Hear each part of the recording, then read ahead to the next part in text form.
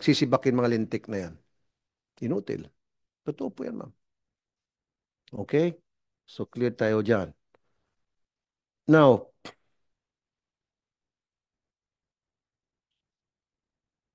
okay, give me a cell phone. Meron kay hotline 1349, right? Akin na yung cellphone. I-dial mo. So, this 1349 is a hotline para doon sa mga gusto mag-complain. 49. Sa harap ng pandemya, 20 Naputol. po kaming patuloy na tumutugon sa inyong pangangailangan tungkol Puro sat-sat to.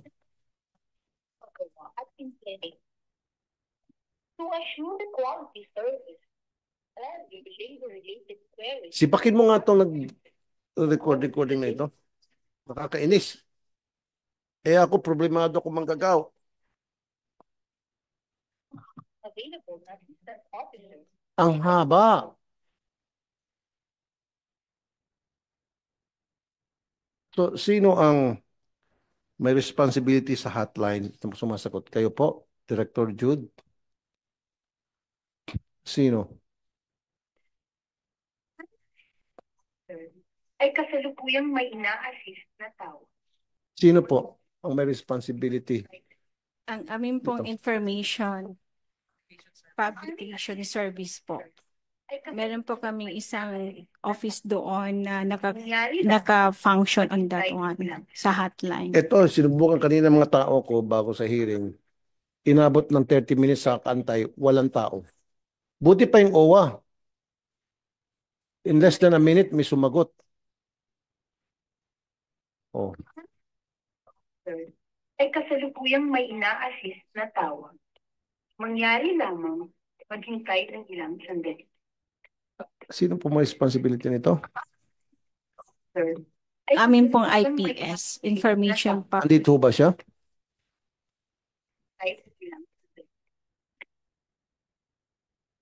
Aming assistance officer. Sakit sa tenga. Kasi kung ikaw complainant, bibitaw ka na. Maghintay ng ilang sandali. So, sino ang head ng department na ito? Aming assistance. I want him or her to be here sa next hearing. And maybe I can recommend that palitan na lang siguro yan, taong yan. Sige, wag mo muna patayin, tingnan natin kung may sasagot talaga. Pag sumagot, usapin natin. You see, nakita niyo po yung dilema ng ating mga manggagawa. Naglalagay tayo ng hotline para takbuhan nila, para tawagan nila. Magreklamo sila. Yan ang napapala nila. Ano ba yung pakyawan ng kumpanya pinuntahan ko?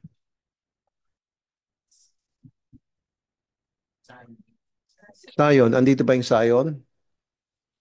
Okay, Sayon. Sige. Kayo ho ba ay nabigyan ng permiso ng National Wages and Productivity Commission para mag-piece rate? Did you apply and were you approved? Hindi po, Mr. Chair. Wala po. Wala. Eh bakit kayo nagpa-implement ng piece rate kung wala pala kayong approval? Wala po kaming piece rate.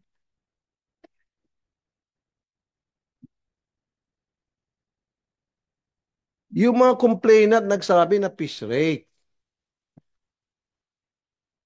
No, sinabi ng mga complainant. Wala po kaming piece rate. Daily rate po. May mga complainant kayo. Okay, I-check sige, ko po. since nandiyan ka na rin lang, meron akong mga complainant.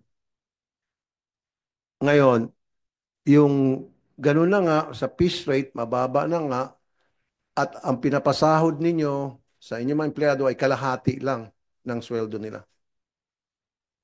Di ba nag-promise yung Koreano mong amo na by today maibibigay na yung difference ng kalahati? Maibibigay na yung 13-month pay? Naibigay, hindi. Yes po, Mr. Chair. May 9 po. Naibigay. May 9 po. Lahat ng 13-month pay. Yung pong kalahati po na remaining ng salary po. Yung kalahati na remain salary na ibigay na. Opo. Yung 13-month pay na ibigay. June 30 po. Bakit June 30? Di ba Kasi, on or before December 24? O sa bakit June 30? sa pag-explain po sa inyo ng aming presidente na nagkaroon po kami ng financial difficulties dahil magmula po ng pandemic, nawalan po kasi kami ng mga orders. So ngayon, gagawa namin ng paraan po. June 30 po, sure na po yun. Dole, tumatawad. Sinong magsagot yan? Hindi, 13-month pay ng ilang taon eh. Hindi, Hindi lang ito lang pong 2024. itong 2024. Opo, previously okay naman po. Okay, Dole, sagutin nyo. Payag ba kayo hanggang June 30? Ano po, June? 30, Mr. June Chair. 30. Ilan ang mga empleyado hindi nabigyan 13-month Sa pay po? Scions, nasa 200 plus po. 200 plus. June 30, anong reaction niyo po, taga Dole? Sino sasagot? Yeah, Director Aquino. yes, good afternoon po. Although generally, 13-month pay should be paid on or before the 24th of December, but if the employer has two options there, it may give 13 para po hindi mabigat, pwede po niyang hatiin. So I presume this is the first half of the 13-month pay and the other half will be paid on or before December 24, if I'm not mistaken. Thank you very much. So, okay sa inyo June 30, i-monitor nyo. Sige po sir, monitor po So, namin. by June 30, gusto ko lahat ng 13-month pay na ibigay. At saka dapat yung OT binabayaran. Kasi meron kayong regular, may piece rate kayo eh. Yun ang sabi ng mga empleyado ninyo. Kaya nga, Dole, ano nangyari? Kasi may nagpaiwan eh. Ano nangyari doon sa investigation? Doon sa it should be today, sir, ang inspection. But because of this consultative meeting, maybe probably by tomorrow morning naman po natin gagawin yung inspection sa company po nila. Walang benefits, walang SSS, walang PhilHealth, walang pag-ibig. Mr. Chair, yung pong PhilHealth and Pag-ibig updated po. SSS po ang may problema po kami. Kaya nga, ba't may problema kayo sa SSS? Bali, ang naging after po ng inyong pag-visit sa amin, mag-inquire po kami sa SSS kung paano po yung arrangement ng SSS system.